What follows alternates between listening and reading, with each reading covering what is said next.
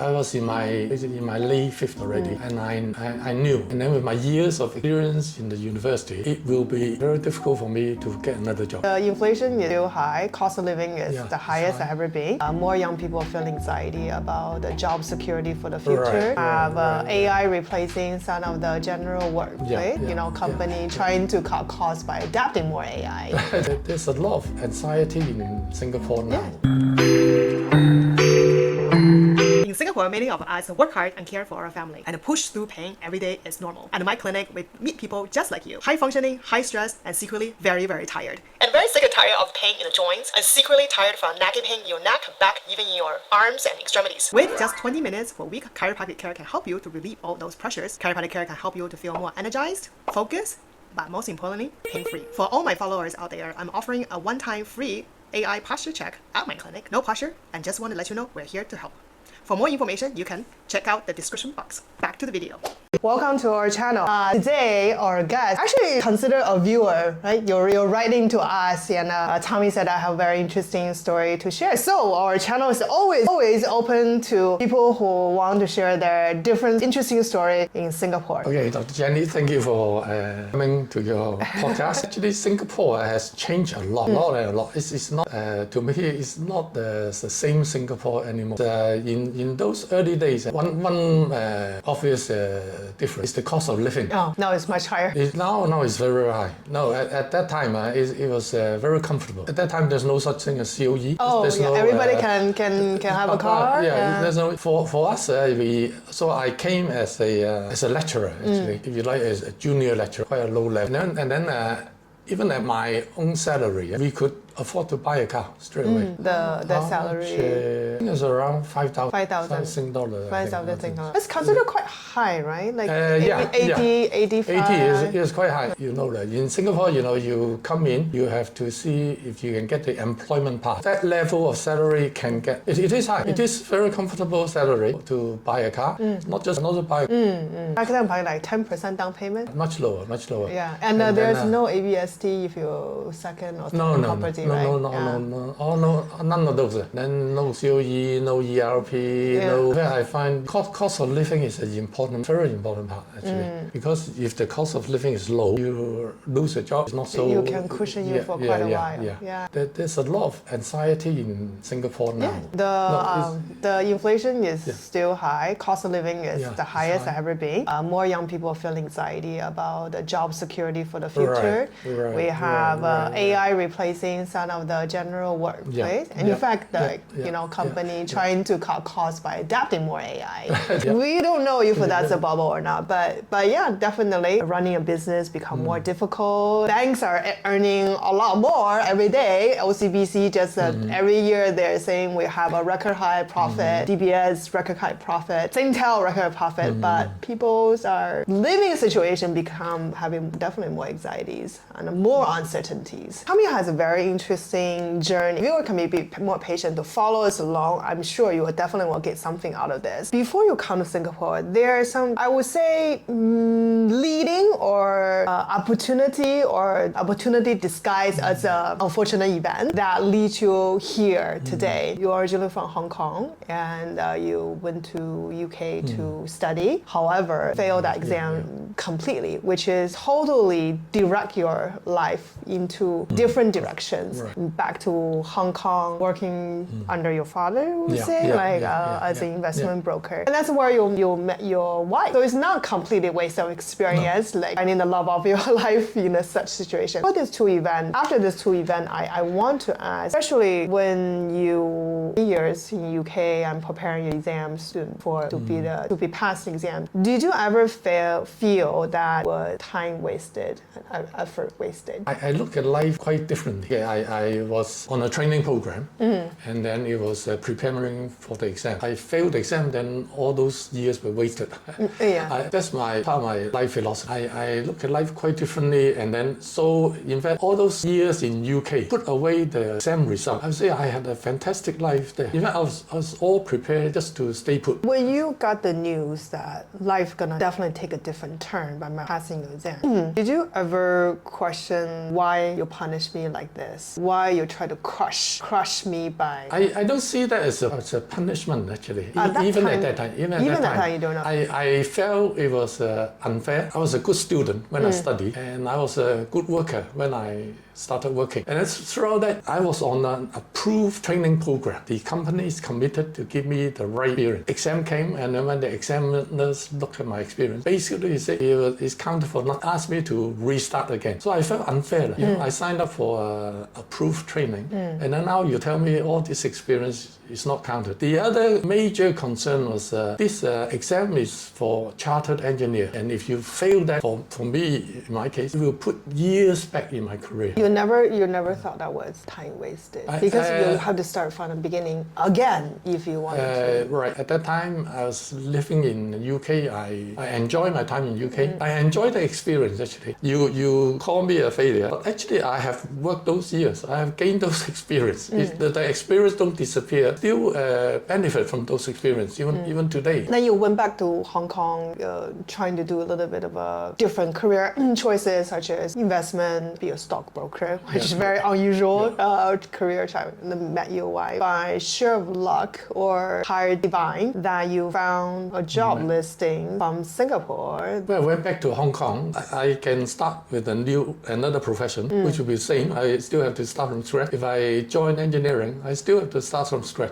So in that sense, there's no difference. Why not I try another profession? So at that time, the Hong Kong stock market was booming. Father opened an investment company, so I joined the company. It's not my cup of tea, because my engineering background, you were trained to you make money, you make something. While I was working in that investment company, I attended some investment course, and I met a young lady, a fantastic person. She became my wife just after a few months. It was all planned.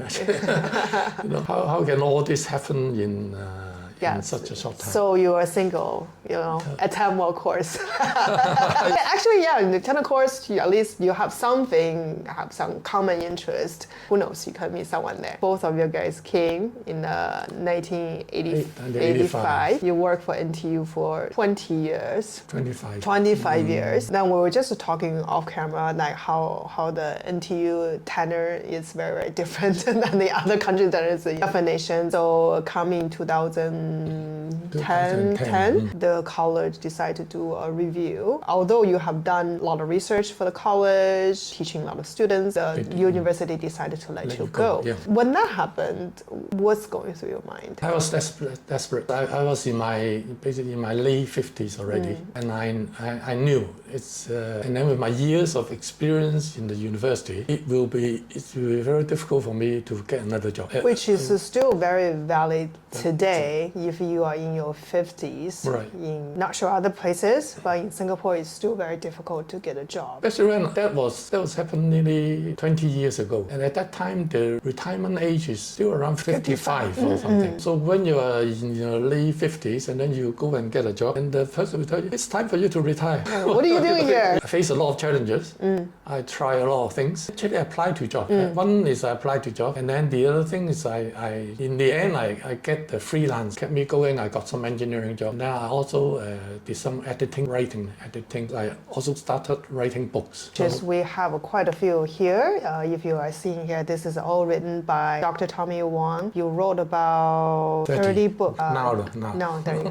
So I guess it's a good thing that NTU let you go. Yeah. Otherwise, all these books were never able to find the audience. I'm quite curious because we were talking about writing books, and you said it just came to you. Can you elaborate? And share you my whole life journey. I felt that there is a spirit looking after me, and then it put me on all these different paths. Even if something like unpleasant that happened, I find that years later I look back, it was a blessing in disguise, and that's what I like to share with all of you. So if something unpleasant happened, maybe you can just hold it and then see how things unfold, and then things things may turn out to be okay.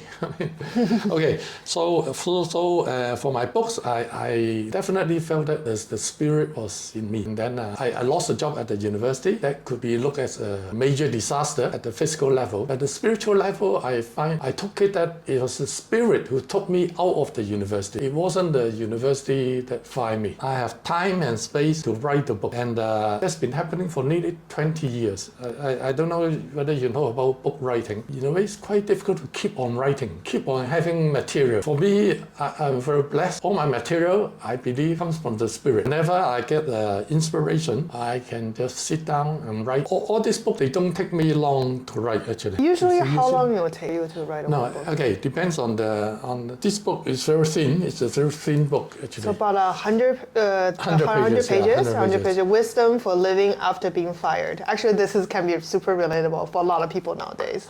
Consider the retrenchment rate is really high. Right. Yeah. How to live spiritually with unemployment rate. This is a very hard question, because in Singapore, such a high cost, one income, you can support the entire family, and if you do lose your job, there's a lot of cushioning. But I think right now, 5,000 is definitely not enough. Right. What is the wisdom? What is the wisdom for living after being fired? For me, it's again hopefully you can feel it is not you lose the job, but maybe the spirit has a plan for you, so you have some hope that you don't feel. But every day I need to pay mortgage, car, blah blah blah.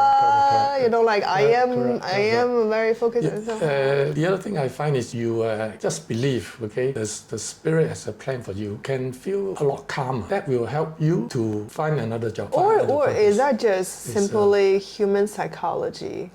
Because our brain, when there is a lot of short-term stuff happening, your brain capacity is very short-term. You cannot look in the longer, in the long term. But if you're telling yourself it's going to be okay, it's going to be okay, so maybe you can look beyond the current distress, but actually think a bit further, so your brain can. We have to deal with the situation physically, and hopefully the spiritual part will help us to deal with it physically. I mean, myself, when I lost a job, I still work very hard to look for another job. I mean, it's not okay. The spirit will help me, so I can just sit down, relax. That's not my type of spirituality. We use it to help us. We have to help ourselves, and God will help us. We have to do our part. I went through all that. It's challenging. I'm not saying that life is easy. In many ways, life in Singapore is very difficult. Life is tough, but life in Singapore is extra difficult. That's for sure. No, I can show you. Another thing is actually if you are unemployed, it's not just the financial part. Your social part. Will your friends be there? Will your relatives be there? You don't know. You really see what people are like. You did go through the people who is supporting you. Practically all the people left me. That was a shock to me. But that was a good experience. I mean, nowadays I don't see people the same way now. What was the big difference? Now you were saying now I don't see the people the same way. What is the main takeaway that you don't see? Okay, the main takeaway is anybody is willing to help me. But when I was in difficulty, I appreciated a lot more. For my case, it's quite rare. As I watch your program, in Hong Kong, I happened the same. In Hong Kong, I also lost my job. To be honest, in Singapore, not so. It is the culture. It is culture. It is the way people work. Don't get myself into this mess. That's right. I just share a little bit with you. I mean, that there are people who will come up to me, actually speak to my face, and they will tell me, I don't want to have other people see me with you. Okay. Let's offer you, cross you off my friend list then. I benefited from the experience. I get a lot more experience, which is not in the books. It's not in the way I was quite naive. I didn't realize. I hope I'm a wiser person now. That's the main takeaway. I hope. You are talking about spirit, right? Spirit. Obviously, it's a very abstract idea. So if anyone who has a religion, the practice, such as Buddhism or Islam, so they will be their ultimate God. So people who are not practicing religion, maybe it's a universe, power, all these. And I'm super curious when you talk about when you start writing, it just kind of came to you. In fact, if you guys have the time, explore a bit. It's a lot of writer, artists, even research here. When that happens, it just seems like they have access to information is beyond their their capacity. What is that experience like? How did that come to you? No, it will just come. Because you see that physically we have the body, and then we have the mind, the brain. And then if you believe, then you have spiritual part. That's the non-physical part. I think for a lot of people, then they just work with the body and mind. So a lot of writing is just coming from the body and mind. We are going into the spiritual part of us. Do not get this, do not get that part. It's mainly because to me, the spiritual part, we have to open to it. So the first thing is we have to believe that there's something called spirit. There's something called spiritual. Higher power. Yeah, higher power. Something beyond us. In terms of writing, then you have to believe can communicate with you. Because if you don't believe, basically you will not receive. You block it off already. It's not the spirit not talking to you, but actually you block it off. So like a leap of faith. If you want to really practice it, you have to go beyond the belief, actually. You have to go beyond belief. If you want to go spiritual, get some spiritual experience. Did you have any spiritual experience besides writing? Yeah. I have a lot. So the spiritual part is quite easy for me. You know, there are people who can read palms. Read palms. Like a shifu, like palmist, 八字师傅. I'm an engineer. I'm a believe scientist. Yeah. So actually, all this is foreign to me. I mean, I don't. But I went to him. He just asked for my birthday, and then he starts reading. Okay. Tell me what happened in my past. Like this life. Yeah, in this life. Okay. In this life. And then those certain things are not vague, very specific, It's not 50% chance correct or not. You may encounter difficulty in the past. Anyway, this guy, and then after he shared what he saw from my past, then he will ask you, and then he say, if it is not correct, we don't proceed, and you don't have to pay. Then I must be reading a different person. And then his accuracy, 90%. Completely impressed me. How can anybody who don't know me, and then you can tell so much thing about my past, and then I will proceed to tell you what's the future. When I got the offer from the Singapore NTI, I was undecided whether to come or not, and then I went to see this guy. Oh, so you want to maybe get some spiritual guidance? Just get his advice. Get his advice. Whether to come or not. He said you can go with confidence. Then everything will go. Then 25 years later, NTI let you go. Then happens. That guy, you told me go with confidence, and 25 years later, I did. No, you want to relate to that, In fact, it was so fantastic. So in my 30s, I went to see him. Depends how long you want to predict. You can predict, 1 year, 3 years ahead. And then there was one reading he did for me, forecast for my whole life. And then he identified those years. He said when you're 55, 56, 57. When he said at 55, 56, 57, you will have faced difficulty. That was exactly the year I left NTU. Then what's after that? Like, what was after that? He said, no, then the rest of your life, no problem. Which is, again, turned out to be true. When the spirit prompted me to do something, I'm very comfortable to do. How do you know that's a spirit? Yeah, or inner self-consciousness. Or you can feel the difference. Your brain is telling you to do something, or the spirit is telling you. You can feel the difference. To me, I would go forward and try and do it, and then see what happens. Very, very often is you, like after the event, then you can tell. For me, all the books you see here, it's not I decide, When we talk about inspired writing, for me, I don't do any research. The content will just come to me. When I write what I write, that is spiritual. If I don't decide, who decide? Okay. So I'm curious, do you have religious preference?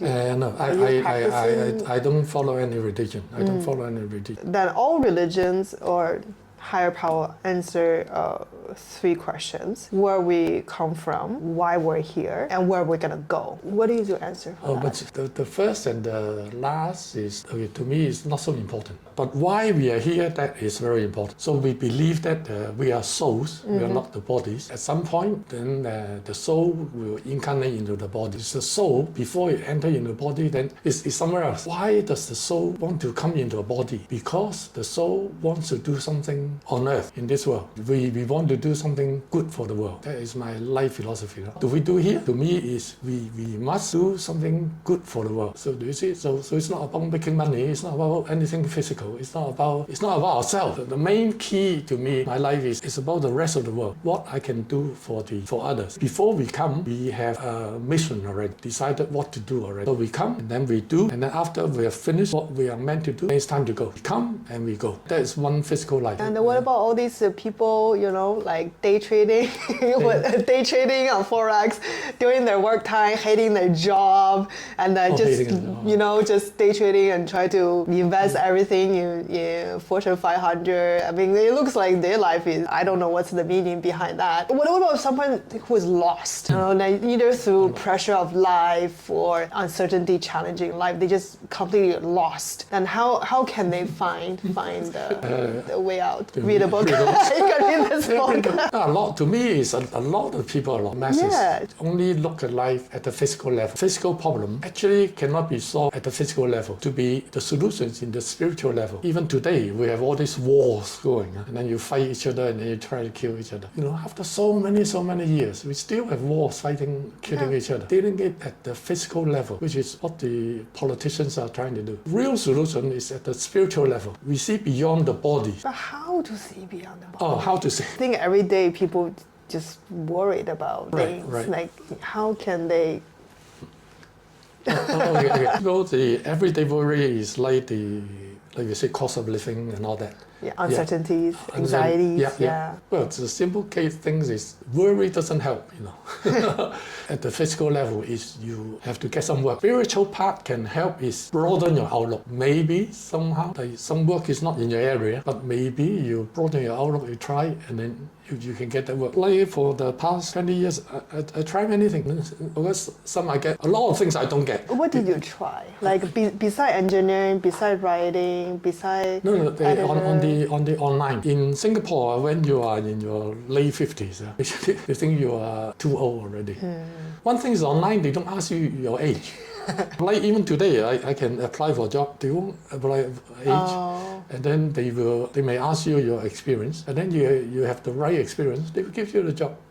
Anybody is looking for a job, my advice is you try online outside Singapore. It is still challenging. It is competitive because once you go online, the competition is international, all over the world. Everybody can apply. The other thing, I don't know whether you count your blessing actually. Like everybody left me, but I had a very strong support from my family, especially my wife. You also count your blessing. Maybe a lot of people don't support you. No, you just look at the people who are supporting you and how much they are doing for you.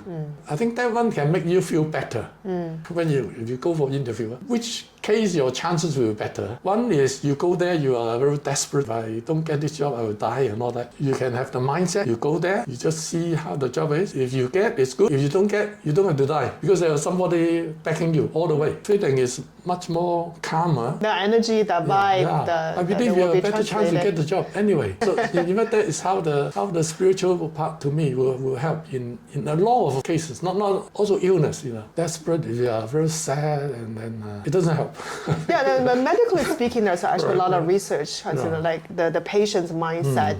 It just completely determine the prognosis of the condition. For someone who is very positive to someone who is in a very despair situations. Even with the same type of treatment, the patient with positive mindset usually have a way better result. Even the treatment was a standard. So I mean that is definitely being proven. Okay, so how do our viewers to find you, or if they're interested in some books such as Wisdom for Living to a Ripe Old Age, it's a very interesting title, or Wisdom on Life and Death, How to Live and Die Spiritually. So how do they find you? So we can maybe put the information in the description box below. Any last word of wisdom for our viewers or to me? You look beyond the physical, There are things happening, and then you may see the world. There's a lot of chaos now. There are spirits working on it. And there is some reason why things are chaotic. No need to be afraid. Whatever happens is whatever happens. The spirits will always be there. The spirit's job is to support us, to guide us. Whatever happens, it will turn out to be okay. It's very comforting. Thank you so much, Dr. Tommy Wong, and thank you so much for tuning in. Although today's conversation is a little longer, but if you watched till now, I really appreciate your patience, and I really hope you get something out of our conversations. Whatever that is, don't be worried. Eventually, everything will just gonna be okay. All right, thank you for your time. If you like our video, please subscribe and share, and comment below what you think about our conversation. Thank you, Dr. Tommy Wong. Thank you, Dr. Jenny. Thank you. And as always, I will see you next time. Bye-bye. If you enjoyed today's video and wants to support the channel, you can buy me a coffee.